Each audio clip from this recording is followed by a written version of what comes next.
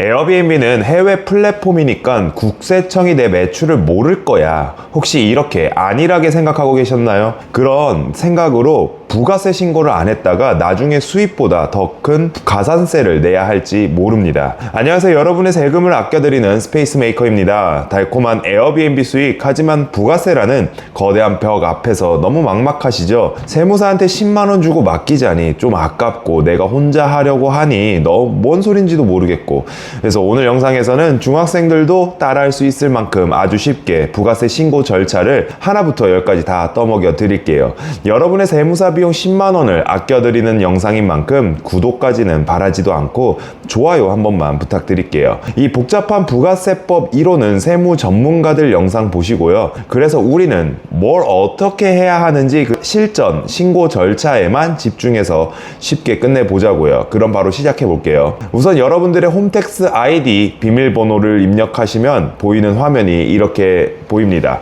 여기서 세금 신고 탭을 누른 다음에 부가가치세 과세 신고를 클릭하세요. 그 다음 정기 확정 신고를 누른 다음 본인이 운영하고 있는 숙소의 사업자 등록번호를 입력하시면 됩니다. 그럼 정보가 차르륵 저절로 입력이 되는데요. 그 다음 화면으로 넘어가게 되면 이렇게 한글인지 뭔지 모르는 무서운 화면이 뜹니다.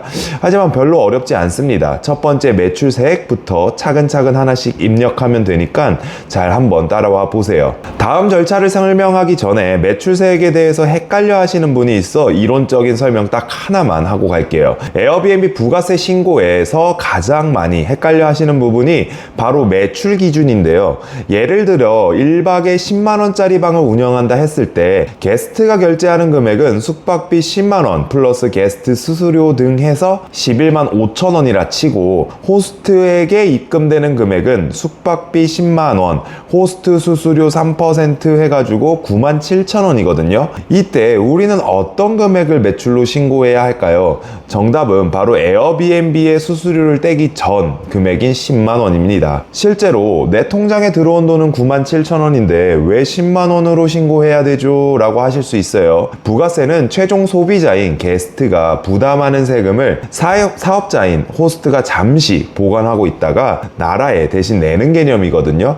그래서 게스트는 10만원짜리 숙박 서비스를 이용했기 때문에 그에 대한 부가세가 발생하는 겁니다. 그럼 에어비앤비에 낸 수수료 3천원은 비용 처리가 안 되나요? 안타깝게도 부가세 신고 시에는 비용으로 처리할 수가 없어요. 에어비앤비는 외국계 기업이라 국내법에 따른 세금 계산서나 현금 영수증을 발급해주지 않기 때문이에요. 따라서 통장엔 9만 7천원이 찍히더라도 세금은 10만원을 기준으로 계산해야 한다는 점 꼭 기억해 두시길 바랍니다. 다시 구체적인 절차로 넘어와서 이번엔 홈택스 화면을 옆으로 좀 치워보시고 핸드폰으로 에어비앤비 사이트에 접속하십니다. PC로 해도 상관없어요. 이 오른쪽 하단의 메뉴 버튼을 누르고 호스팅 수입을 클릭하시면 됩니다. 이 스크롤을 좀 하다가 보면은 화면 중간에 완료된 대금 수령 내역 모두 보기를 누릅니다. 그리고 과세기간인 1월부터 6월까지 날짜를 선택하시고 CSV 파일 보고서 받기를 누르시면 그동안 수령했던 모든 수익이 잡힙니다. 이때 CSV 파일이 깨져 보이거나 호환 프로그램이 없다면 GPT나 제미나이로 CSV 보고서를 표로 정리해줘 하면 깨지는 양식 없이 자료를 볼 수 있어요. 여기서 호스팅 총 수익과 청소비, 기타 에어커버 등을 통해서 받았던 모든 더한 값이 바로 우리가 신고해야 할 매출세액이에요. 많은 사람들이 호스팅 수익 보고서를 가지고 신고하시는데 그러면 절대 안 돼요. 이 호스팅 수익 보고서에는 청소비와 에어커버로 받은 그 금액이 뜨지 않기 때문에 매출세액 누락으로 추후에 가산세를 맞을 수 있기 때문이에요. 그렇기 때문에 꼭 대금 수령 완료 CS 파일로 매출을 확인해 보세요. 그리고 홈택스로 다시 넘어가서 세 번째 기타 매출분에 해당되는 입력 수정 값을 클릭하시면 이런 화면이 뜨는데요. 여기서 제가 빨간 박스 친 부분을 클릭하시고 아까 에어비앤비 CSV 보고서 파일에서 봤던 그 호스팅 총 수익과 에어커버, 청소비를 합친 그 금액을 쓰시면 됩니다. 그 다음에 저절로 과세표준 명세창이 뜨는데 아까 입력한 그 총 수익 있죠? 그걸 다시 한번 입력해 주시는 거예요. 그러니까 총 두 번 같은 금액을 넣으시면 되는 겁니다. 여기까지는 뭐 어려운 거 하나도 없죠. 머리 쓴 게 없습니다. 그냥 복사 붙여넣기만 했던 거예요. 이제 두 번째는 매입세액인데 첫 번째 항목인 세금 계산서 발급분을 입력하시면 됩니다. 이 항목은 내가 숙소를 운영하면서 도시가스, 전기요금, 통신비 등 이 세금 계산서를 발행해 주세요 라고 했던 그 요청했던 것들을 불러오는 거거든요. 이건 그냥 자료조회 불러오기 하면 저절로 입력되는 거니 제가 빨간 박스 클릭 한 3번 하시면 끝납니다. 그 다음은 조금 어려울 수 있는데 그 밖에 공제 매입세액을 입력하는 일이에요. 이 현금 영수증 맨 위에 있는 것부터 하나씩 클릭을 해보시고 오른쪽 화면에 조회하기, 조회 결과 집계, 적용하기를 누르다가 세 번째 항목 인 사업용 신용카드 보이죠? 요건 대표님들이 홈택스에 등록해둔 사업장 카드랑 통장 있죠? 거기서 실제로 내가 숙박업 운영하면서 썼던 비용을 지출 비용으로 잡는 항목들이에요.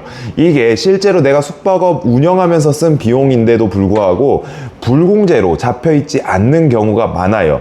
예를 들어 온라인 상거래 한 경우는 거의 다 불공제로 뜹니다. 그래서 뭐 쿠팡이나 네이버에서 뭐 세제를 샀던 거, 뭐 가구를 산 거 이런 것들이 전부 다 불공제 항목으로 뜨기 때문에 이 공제 항목으로 바꿔주는 작업을 일일이 해보셔야 돼요. 여기서 주의할 점은 개인적으로 사용한 금액을 공제 항목으로 바꾸시면 안 돼요. 뭐 내가 치킨 사 먹은 거, 편의점에서 과자 사 먹은 거, 뭐 택시비 이런 거 쓰면 안 됩니다. 요런 것들이 나중에 조사해서 걸리게 되면 전부 다 가산세 맞는 거예요.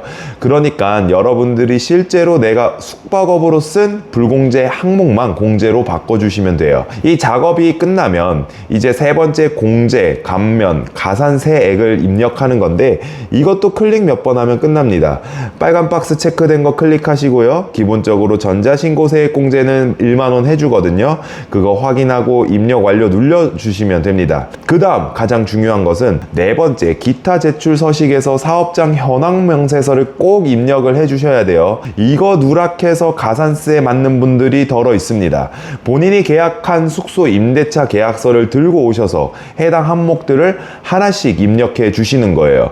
그러면 첫 번째 매출 세액부터 마지막 기타 제출 서식까지 알아서 다 입력이 되는데요. 실제로 제가 설명하면서 영상 찍은 거라 오래 걸렸지만 이거 실제로 익숙해지면 5분도 안 걸리거든요. 그래서 입력된 항목들을 마지막으로 살펴보시고 오른쪽 상단에 이대로 신고하기를 누르시면 끝이 납니다.